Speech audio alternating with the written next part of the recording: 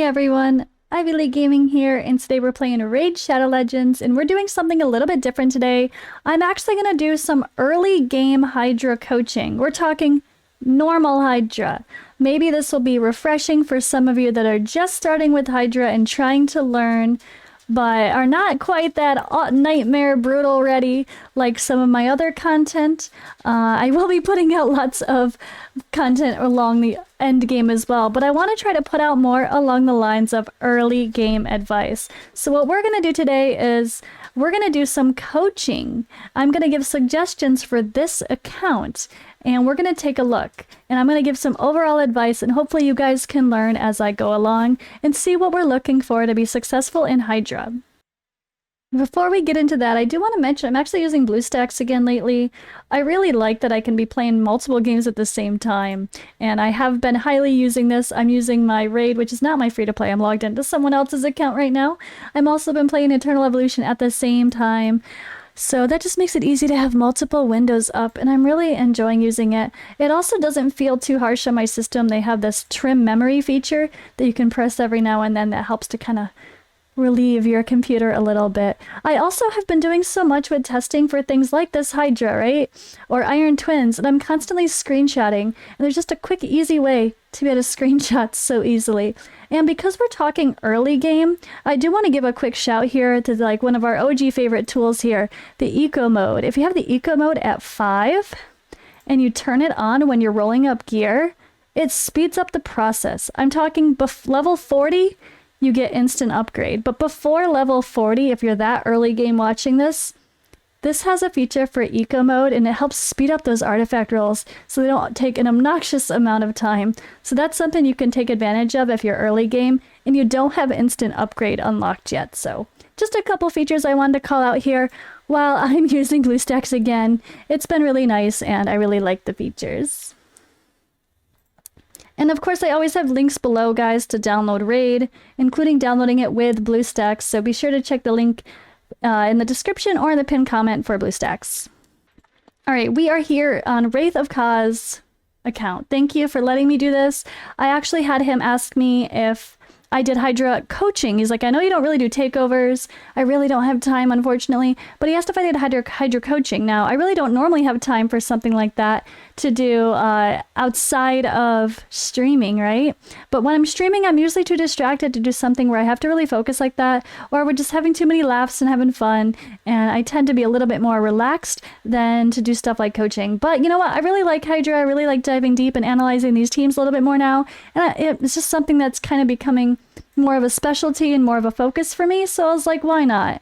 Let's see how we do. You guys are gonna have to let me know in the comments below if you like this type of video. We're gonna do some coaching, we're gonna give some advice, and we're gonna talk early game Hydra.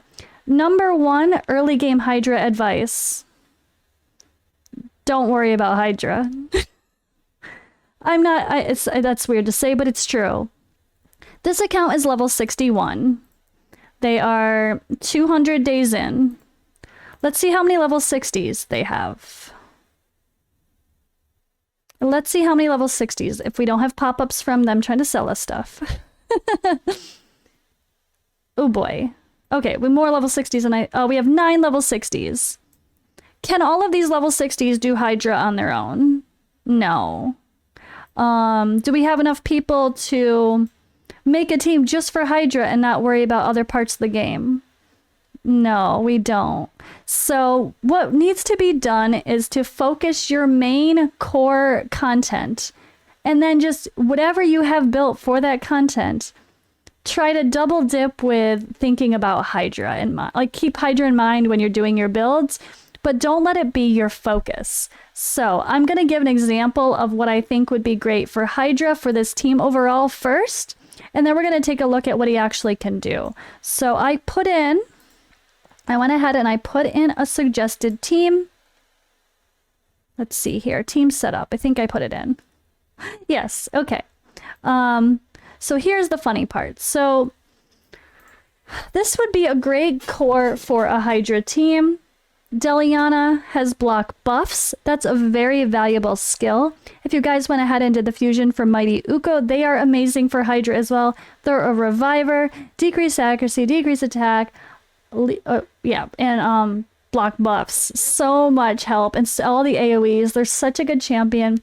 And Deliana kind of is the same. She's got a leech on her A1. She's got block or decreased resistance on her A2 and block buffs on her A3. So she's amazing for Hydra. If you use the decreased resistance debuff, you don't have to put everyone else's accuracies quite as high as long as she has enough accuracy to land that on all the heads.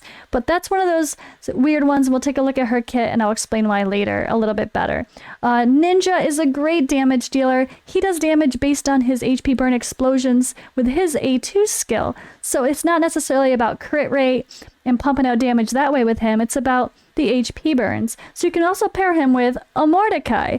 Mordecai is really awesome for Hydra.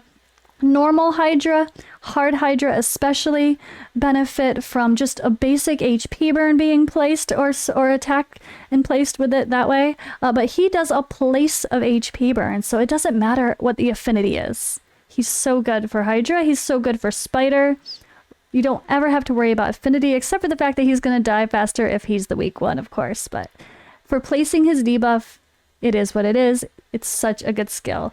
Now we have Ultimate Death Knight as well. He is great for survivability. So he's going to have an AoE decrease attack as well.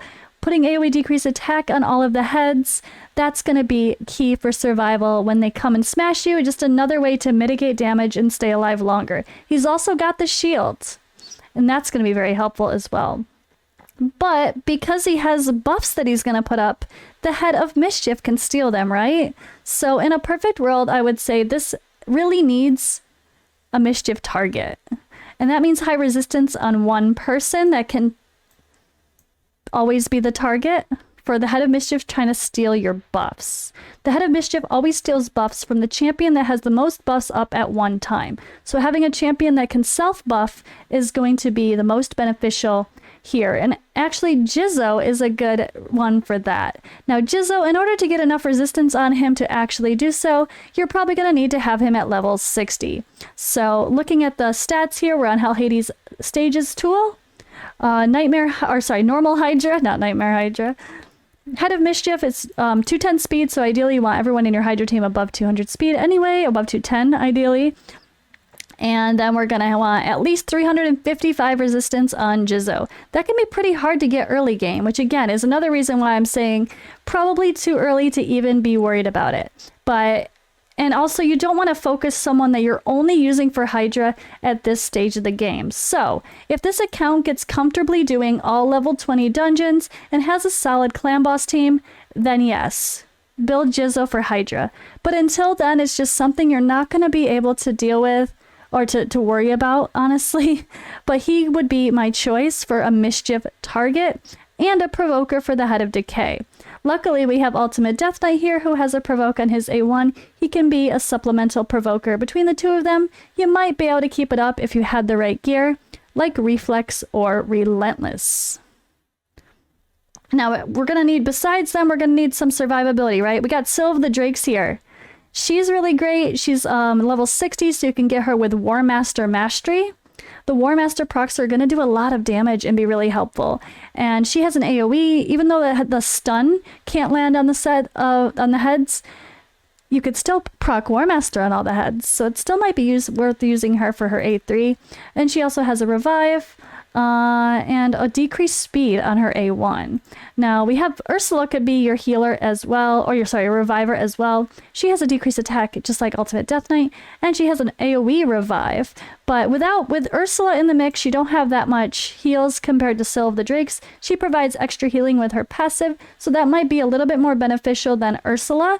It just depends on what you need. Now, Ursula is going to give you extra survivability, but Ultimate Death Knight might be enough survivability as it is, and with his shield and his passive.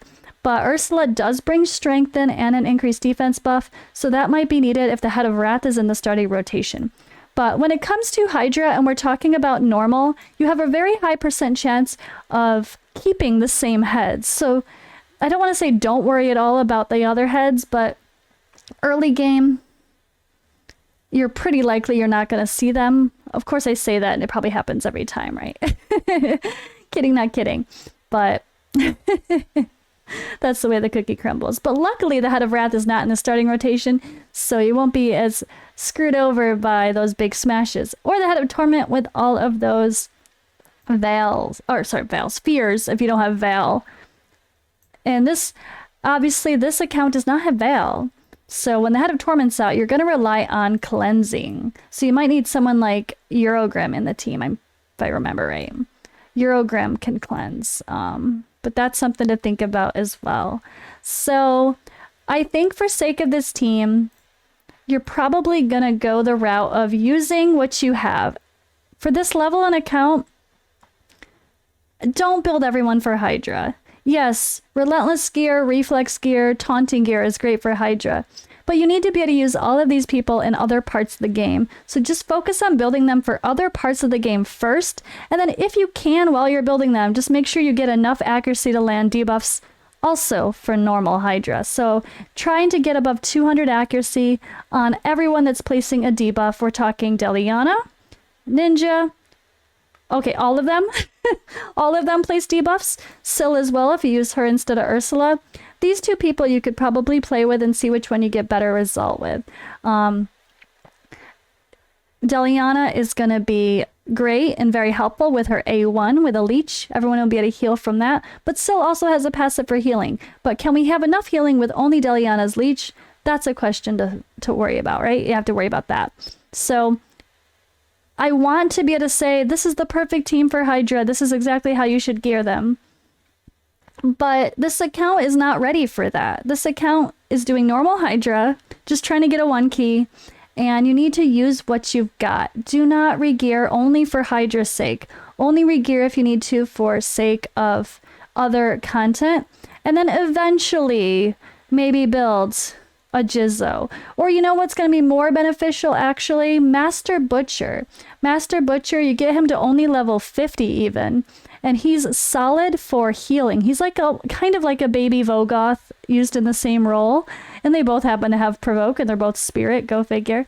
But he kind of can do some of the stuff like a Vogoth can. He could heal with his passive and he provokes as well. He's kind of treat him in that manner and he's going to be very helpful. He could heal your team and be the provoker for Head of Decay if you get him to level 50, and then you won't regret building out a champion that's only for one purpose that you're not ready for, when you should maybe build out someone who's going to provide you more utility like Nethril for your dungeons, Taragi for your clan boss, Bellower for your dungeons or campaign farming. There's so many more people you should probably focus on before worrying about people just for Hydra. So let's take a look at the builds and what we're in now and see if we can actually, if we're hitting the stats you're going to need for a Hydra team. That's really the question. So Deliana is in retaliation gear. That's solid. That is fine. She's a bit slow, especially for dungeons as well. You want to be getting people up to higher levels. I mean, you can get away with it because it is normal and whatnot, but you want to be ideally going a little bit faster overall. Plus, she's going to be placing helpful stuff for your whole team in other parts of the game as well, not just Hydra. If you have her, let's see, you want to place block buffs first, because if you place, so she has to place block buffs, right? You also heal all your allies, so her healing might be enough. It might not be enough. That's something you're gonna have to test for Hydra. And then also it fills her turn meter as well. So this is kind of fun. If something gets blocked, it fills her turn meter, give her a chance to go again. But with the block buffs here, it leads into her A2, which is the decreased resistance. So this would allow you to build less accuracy on your characters, especially the level 50 ones that you don't have accuracy banners for yet, or just a champion you don't have an accuracy banner for yet, which I noticed one already. But she is really, really good for Hydra, and she's going to be really good for wave clear and general progression as well. Maybe not clan boss, but everywhere else. And the leech is going to be very helpful. That could be helpful in clan boss too, but you don't really need that for sake of... You don't need the rest of her kit for clan boss, so I probably wouldn't use her for just that. But the decreased resistance is only a single target. But if the enemy you attack is under block buffs, it spreads to all the other heads as well. So keep that in mind when it comes to who you're attacking in Hydra. So that will be a great champion, but she should be Ideally going before some of your other champions so she could place this decreased resistance before they start doing their debuffs so they can land them if their accuracy is too low. Ninja, let's take a look here. Yeah, she is too slow, and accuracy's okay for most things up to stage 20 dungeons. Oops, I actually went out of it. My bad. Masteries. No masteries. Oof. Okay. So if definitely want to get masteries on Deliana, you're going to use her in your dungeons and you'll use her in your Hydra. She's way more valuable than people give her credit for, especially for early and mid-game accounts. And honestly, I used her on my endgame account in the Iron Twins. Stage 15, I used Deliana on the test server with some builds, and she was really solid for that role as well. But if you're going to use her for bosses and everything, you're going to want more Master Mastery on her as well. And for Hydra, that will be huge because she has an AoE here, an AoE here, and well, this is only a single target than a place, but either way, she is going to really benefit from being able to attack every head and have War Master proc. We have Ninja here. He's in a War Master, so that's perfect. It's all about this skill right here. Deliana, you're really going to want books in eventually if you're going to keep using her. And you'll be able to use her for Hydra throughout as well. So you wouldn't regret building her fully anyway. But she's going to need books. Ninja's got books. He looks like he's okay. He's 200 speed. That's fine. And plenty of accuracy. Your Ninja build looks good. You don't need to worry about crit rate, but it can be helpful for his other hits, especially in something like Clan Boss, to at least get 100% crit rate on him, but don't overly focus crit damage. Still, of the Drakes or Ursula are people I think you should trade out, seeing which one is better with your team and based on what you have built as far as masteries or other gear. You should see which one works better. So Syl and Relentless is definitely the way to go, but you need more accuracy on her. Syl has a stun. She's not going to land it. She has a decreased speed on her A1. She's not going to land it. You really want to be able to land those debuffs. The stuns don't work in Hydra, but they work everywhere else, and that's really helpful. You've got solid defense on her. That's good to see. She's a bit slow for being a reviver, though. That's the one you should be pushing up a bit higher. And accuracy, you do need to try to get farming that spider. Farm your stage 10 spider, which you should be able to do easily with Mordecai, even at level 50. Farm stage 10 spider and keep hoping for an accuracy banner for Syl of the Drakes. And maybe a defense for survivability instead of this one. A defense amulet with accuracy as well. But she's going to be okay. You could use her or Ursula for Hydra. They both have their benefits. Syl has a passive heal here and an increased speed buff. That helps everybody. And then we have Ursula actually can be... Oh, with Doom Tower Aura. Darn it. Let's say, ooh, the Aura would be nice. You're probably going to use Deliana's Aura. Ursula has... strengthen and increase defense, which you can place even if you're not reviving, and that's very beneficial as well. Just keep in mind, if you're placing buffs, they're going to get stolen from the Head of Mischief, so you need to be careful about that, or not use the buffs in all cases. I mean, it's just one of those realities as well. But she does have an AoE revive, which is really nice, and Fill of Turn Meter. And she has a decreased attack debuff and increased attack buff. You just got to be careful. If you don't have a Mischief target, like I mentioned, for someone like Jizzo, you're going to get your buff stolen. So it might be better to avoid a champion like Ursula until you have something like that in the mix. There's so many things to think about with Hydra, and that's just one of them.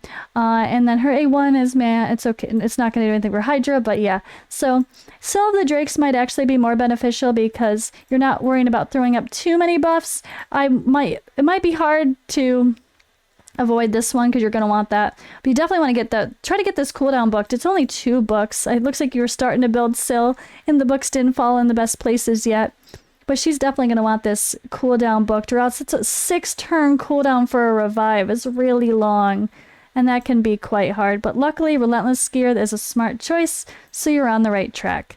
Now, I would also say Ultimate Death Knight is super fun for Hydra. He has the Provoke on his A1 that can help with the Head of Decay, but you're not going to be able to keep it up 100% of the time with only that. So just try to time your debuffs when the Head of Decay is already cleansed. Like the first round, try to place Provoke first on the Head of Decay.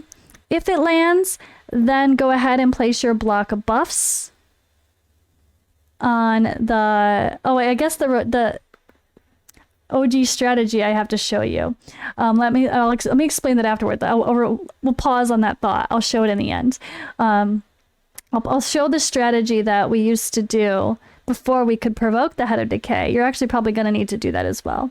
But yeah, he has shield and continuous heal, which can be awesome for survivability if the Head of Wrath comes out. But try not to do this if the Head of Mischief is out, because he's going to steal your buffs unless you have enough resistance, or unless you have a Mischief target to take that. But his passive is going to come in handy for sake of 50% of the time, at least, maybe. Taking the hit from someone else, so you build him really tanky and he should be able to do so. He also has decreased attack, which is really helpful to have on all the heads. But he needs more accuracy. Yours also needs to be faster. So we have a too low of accuracy. It's not going to land anything, except, I mean, up to stage 15 or so, it might. Of dungeons, but this is way too slow. If you guys are watching Ultimate Death Knight videos and seeing people build him slow, that is because of stone skin gear. If you're not in stone skin gear and doing endgame arena strats, don't build Ultimate Death Knight super slow. He's not going to help you very much. Not going to help you very much at all. Definitely get him sped up to be with the rest of your teams. This is way too slow. The slow strat of putting no speed on him is only for the purpose of stone skin being on him. So if you don't have stone skin, don't do that. That's one. Mordecai is amazing for Hydra as well. So if you play around with Mordecai, this A3 places, he's absolutely worth booking. You want to get this booked for the cooldown. He is going to make you have amazing damage. HP burns are so valuable in Hydra for the early stages especially, and they're going to pump out plenty of damage. So if your ninja gets devoured, make sure Mordecai places that HP burn on whichever, hopefully places on the head that devoured ninja.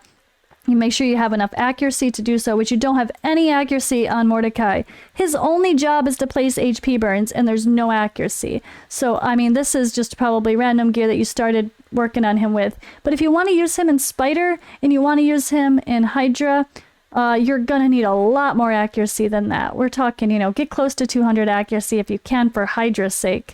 If you're only using him in Spider, you could go a little lower, but still, once you get to Spider 20, you're going to need 200 accuracy as well. So keep an eye out for that gear. Look for those amulets with accuracy substats, and you're going to want to get him to level 60 for ease of building with having a banner for him. But in the meantime, when you don't have accuracy banners, you can actually use his aura. He has 40 accuracy in all battles. That might be something you need to use as well. When it comes to blessing, one of the best blessings is cruelty for having in Hydra and other areas, but Mordecai doesn't have an AoE attack. He only places in a single target, so cruelty's not going to be that great for most of the game, unfortunately. So I think this Chainbreaker is fine for sake of where you're using him now. This is really helpful to help all your allies go more often in Hydra, and yeah, this is not going to do much, but if you get him with masteries eventually, War Master procs will be helpful as well.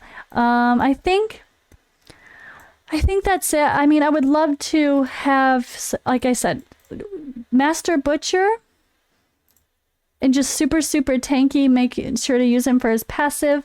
And then he also has the provoke. Actually, I forgot, he has 2 provokes, so he could be your main provoker, but he's going to need to go more often. And then the passive here for reviving, this is interesting here. But yeah, when attacked, heals all allies. So this is really helpful. Super, super helpful to heal everybody when he's attacked.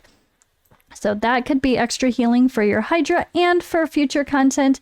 You won't regret it if you build him, because you'll probably use him in Bommel in Doom Tower as well. But overall, like I said, do not overly focus this. It's way too much. Focus what you have. So if what you have built right now is this, maybe this, better with better accuracy, and maybe you focus Nethril. Use him, it's fine. Nethril can hit hard. Unfortunately, his kit is not good for Hydra overall, but if you have War Master on him, maybe it's worth it. Maybe you have your Miscreated Monster built well. You can use him just because he's going to hit hard and give you some damage. Or maybe you just do the strategy of help survivability here and help keep everyone alive by having the 2 revivers in here. And you help keep Ninja and Mordecai going to do all of the damage. That's probably where you're going to want to be. But right now, don't build anyone just for Hydra. That's way too early in the game to be focusing on that. I don't even think Hydra should open until people are level 80, maybe even level 100, to be honest, because it's just not an area of the game that people should be focusing on too early. Of course, I say yes, do your Hydra. I mean, do what you can based on what's already built on your account, but don't start building only for Hydra. Build for your dungeons, build for your clan boss, and whatever happens for Hydra along the way, great. So hopefully this advice helps some people when thinking to plan out your teams. But what I'm going to do before we end here is I want to describe one strategy that's really helpful with this particular rotation. I have a video on it, and so you have the right people to do it. So these heads come out. You have the Head of Decay, and then the Head of Blight shows up next to him. If you can put a decreased speed from Cell of the Drakes, who needs that accuracy, on Head of Decay, and then the second person to go is Deliana and places block buffs on everybody. Then, when Head of Blight goes and tries to place Poison Cloud, it can't. But the Head of Decay is still going to cleanse everything off if you don't have a Provoke to land, which is okay because at least you're not stuck starting the whole round with Poison Cloud. That's not a fun way to start. And that's one of those things you can RNG to get a good start at least. But you want to keep the Head of Decay always with decreased speed on it, because that actually makes a big difference in having the order of them actually going. So that way the Head of Blight, if you place block buffs to prevent the Head of Blight from doing Poison Cloud, and then the Head of Decay immediately cleanses everything off, well, that was just a wasted skill and you're screwed with your Head of Blight. But on that note, that's why Mordecai is so valuable. Mordecai, if a Head of Blight places all of those super annoying Poison Clouds, you can put Mordecai can then place his HP burn over the top of those, and now you can hit them normally as if the Poison Cloud is not even there. So that's why Mordecai is amazing for Hydra. So this is a really nice character to have on this account already. Such a nice character. And oh man, this is so much, right? It's a lot to learn, isn't it? It's a lot to learn. Just the last note to keep in mind is the Head of Mischief. He's gonna steal your buffs if you don't have resistance. So try to avoid your buffs if you can, unless you can kill him, and if he's not in the rotation or he's decapitated, that's the time to maybe use some buffs. If the Head of Wrath comes out instead of him, then you use those buffs for protection. But try to avoid using a lot of the buff skills, because he's just gonna steal them and it's gonna get messy, and you don't have anyone to steal them back off consistently, so that's gonna be an issue. Alright guys, I hope you like this kind of formatted video. Let me know if you do, and if so, I will try to do this more often, and maybe I will do random giveaways from YouTube or Twitch where I say I will do a Hydra coaching session and record it like I did right now. It's something you'll be able to watch back later and learn from, hopefully, as well. And I will do I'll do this in the future if you guys like it, so let me know in the comments. Thank you guys for watching. I'll see you in the next video.